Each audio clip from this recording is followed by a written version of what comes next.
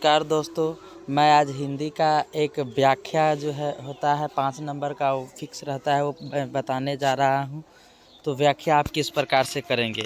जैसे एक ये है, अब की बार लौटा तो वह नहीं था बूढ़ा चौकीदार वृक्ष। तो ये जो कहाँ का लिखा हुआ है, ये मेनली हमको बताना रहता है।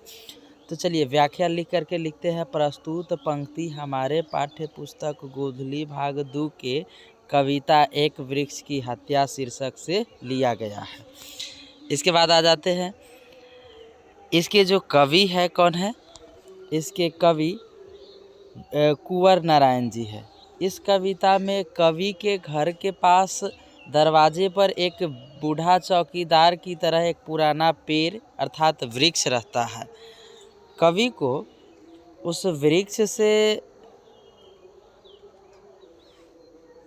उस वृक्ष से काफ़ी लगाव रहता है। उन्हें उस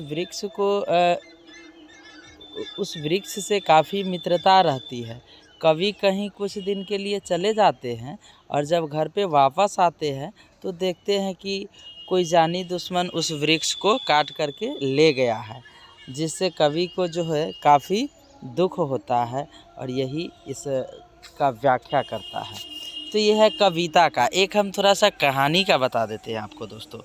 जैसे अगर कुछ चुरा कर ले गया होता तो संतोष हो जाता। ये जो है कहाँ से लिया गया है, कहाँ का है। तो हम पहले लिखते हैं व्याख्या। प्रस्तुत पंक्ति हमारे पाठ्य पुस्तक गोधली भाग 2 के बहादुर कहानी से लिया गया है। इसके लेखक जो है अमरकांत जी है। और मेन अब इस कहानी में होता क्या है वो थोड़ा सा बताना होगा और कहाँ तक है। इस कहानी में लेखक के घर एक बहादुर नाम का नौकर रहता है। काफ़ी दिन लेखक के घर पर रहते हैं। सबको खूब मज़े में रखता है, खुशी में रखता है। घर के सभी काम जो है वह बहादुरी के साथ करता है। छोटी से छोटी गलती हो, कुछ दिन रह जाने के बाद छोटी से छोटी गलती हो जाने के बाद बहादुर के साथ गाली गलौज एवं मारपीट किया जाता है।